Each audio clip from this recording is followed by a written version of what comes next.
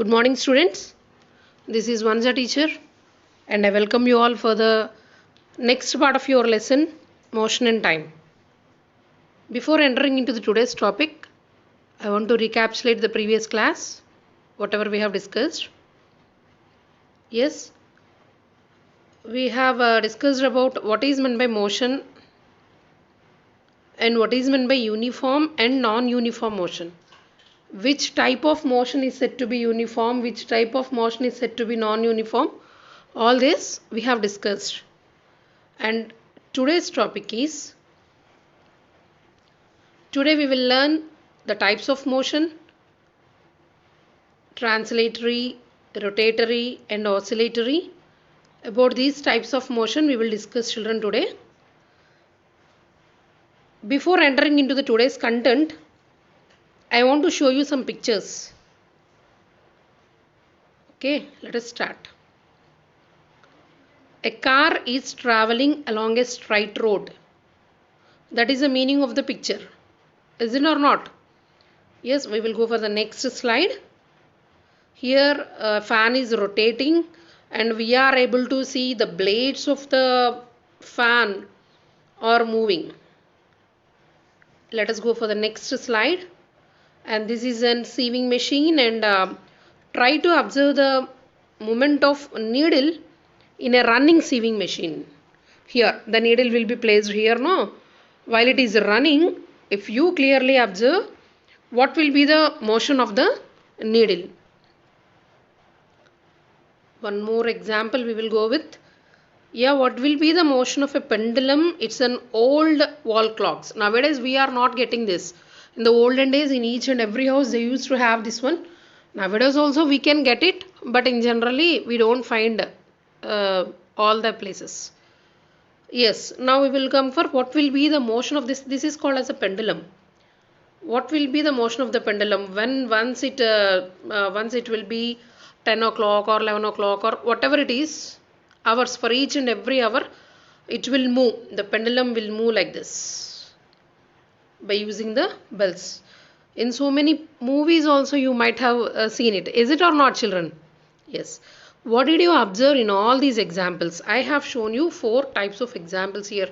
In this sieving machine I told you to find or to observe the motion of the needle, and this is the blades, motion of the blades of the fan, and here is a vehicle which is traveling on a straight road. If we consider the motion of all these 4 examples, are their motions are different or same? Surely the motions of these examples, that means in whatever the way they are traveling, whatever the way they are moving, here the car is traveling in a straight line. And if you see the fan, the blades of the fan are rotating or they are moving in a circular path.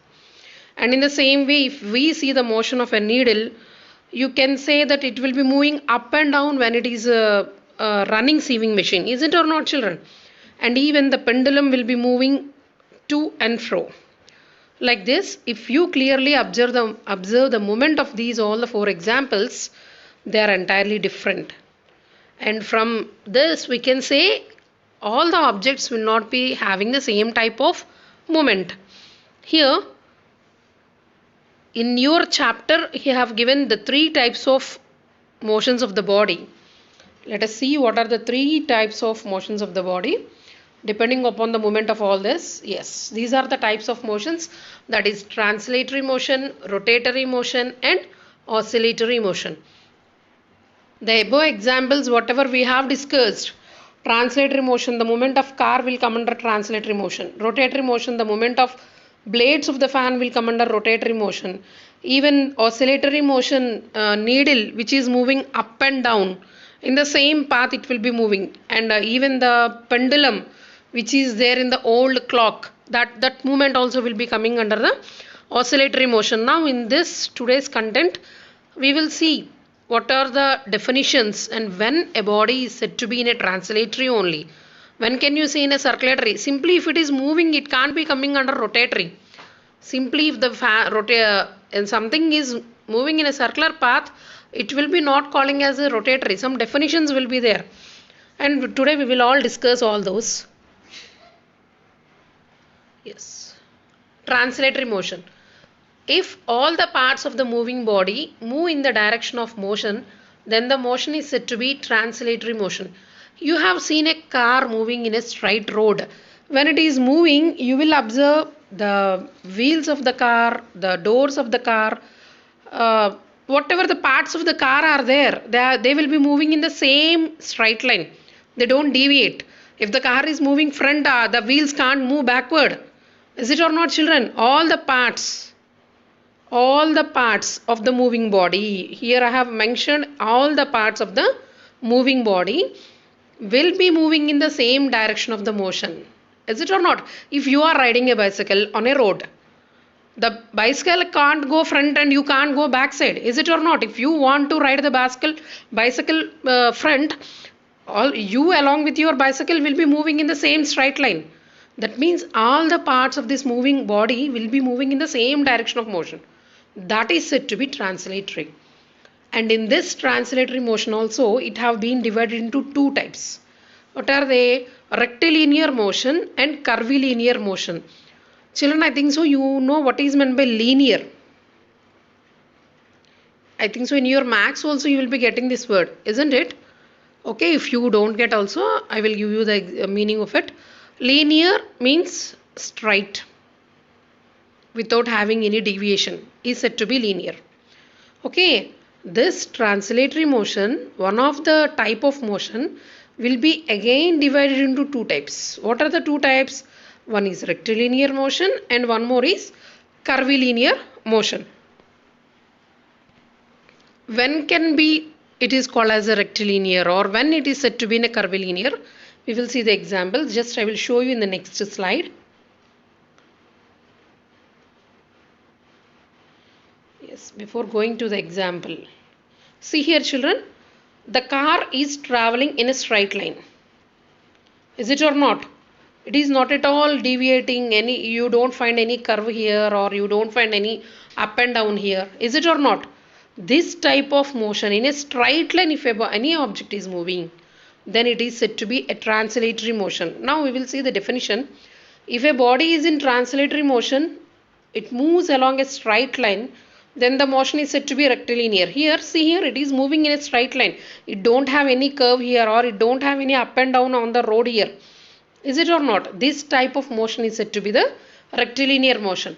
When can you say a body is said to be in curvilinear? If a body is in translatory motion, moves along a curved path, then that type of motion is said to be the curvilinear motion. I will show you the example of this. See here. The car is traveling on the road itself, but you have found a curve here in the road.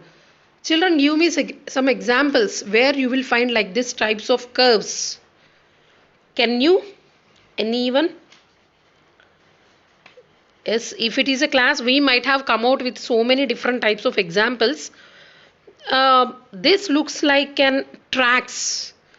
When you are going for your playground, or when you are going for your games, which are conducted by your PT sir, running races will be there. 800 meters, 500 meters. Is it or not, children? Then just imagine the path which they will be drawing. Surely it will be in a curved path or in a straight path. It will be in a curved path. So many times you might have observed these types of sports in your school. Is it or not? Yes, those are all said to be curvilinear motions. That means they will not, particular path will be there for them. See here, if you see, they are traveling in this particular path only. But itself, the path itself is in the curved motion. Curve. That's why this is said to be the curvilinear motion. Like this. Did you understand, children, now? Running races along the tracks on a ground, and a car taking a turn on a road, all these will be coming under the examples of curvilinear motion. I think you might have understood what is meant by translatory motion and how it is divided into, and when you will be calling it as a rectilinear and when you will be calling it as a curvilinear motion. Yes. Now we will come for the next example. We have completed the translatory motion. We have come for the next example. This example I have shown you previously also. These are the movement of blades of a fan. They are rotating here like this. Is it or not, children? They are moving in a circular path. Yes. Few more examples I want to code you, children. This is a top. Is it or not? When you are spinning the top, how the movement of the top will be? It will be in a rotatory motion. And this is the Ferris wheel. This is also will be in a rotatory motion. And your movement of earth, your moment of earth will be in a rotatory motion. Here the blades of the helicopter, that is also the movement also will be in a rotatory motion. Then when can you say a body is in rotatory motion?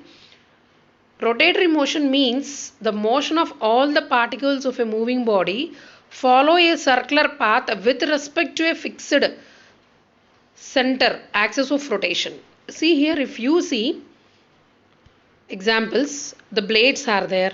While they are rotating, this is not going somewhere here. It is fixed here. And with respect to this, it is moving here. Did you understand, children? If these are not fixed, what will happen? They will fly away from there. Is it or not? At that time, you can't call the type of motion as a rotatory motion.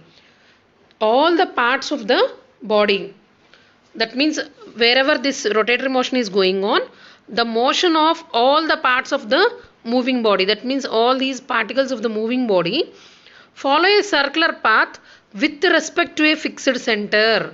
If this center is not there, then you can't call the type of motion as rotatory motion. Simply without having any center, you are making a circular path. Then your motion is not said to be a translatory. Simply you can call it as a circulatory only. If all the particles of the moving body follow a circular path with respect to a fixed point, with respect to a fixed center of axis, then only this type of motion is said to be the rotatory motion. Did you understand, children? That means here these are all there. All these have been connected to a particular center. And even the earth is there, it is rotating, but its center point will be there itself. Is it or not? Like that. That means with respect to a fixed center, if all the motion of all the particles of that particular moving body follow a circular path, then it is said to be the rotatory motion. If you want to give the examples, so many examples you can give. Like potter, I think so, you might have seen a potter who is making a pots. Is it or not, children? He will be, while he is making the pot, no, the wheel on which he will be placing the mud will be moving in a circular path. And surely you can call the type of motion as an rotatory. Why? Because it is fixed to a particular center. It is fixed to a particular center. Even the table fans, in some of your houses you will be having the table fans. That wings of that particular fan will be moving in a circular motion, and with respect to a particular center only they will be moving. That's why that particular type of motion is said to be a rotatory motion. Did you understand, children? All these, if you are having your textbooks, ample of examples I have given for you in your textbook, and so many tabular forms also I have given for you to check out whether you have understood the topic or not. After each and every type of motions, he have given you a tabular form to complete, whether it is a uniform or non-uniform, or whether it is a rectilinear or curvilinear, or whether it is a rotatory or translatory. If you are provided with your textbook in your home, read the content and complete that without seeing. Okay. Yes, thank you, children. Hope you all have understood today's lesson. I am telling you back again, read your textbooks and complete the tabular forms which they have given for you after each and every content. That means types of motion I have told for you. Today we have discussed about two, translatory and rotatory. For this also some ample of examples I have given for you. Do it on your own. And here goes with today's assignment. Complete it. Thank you, children.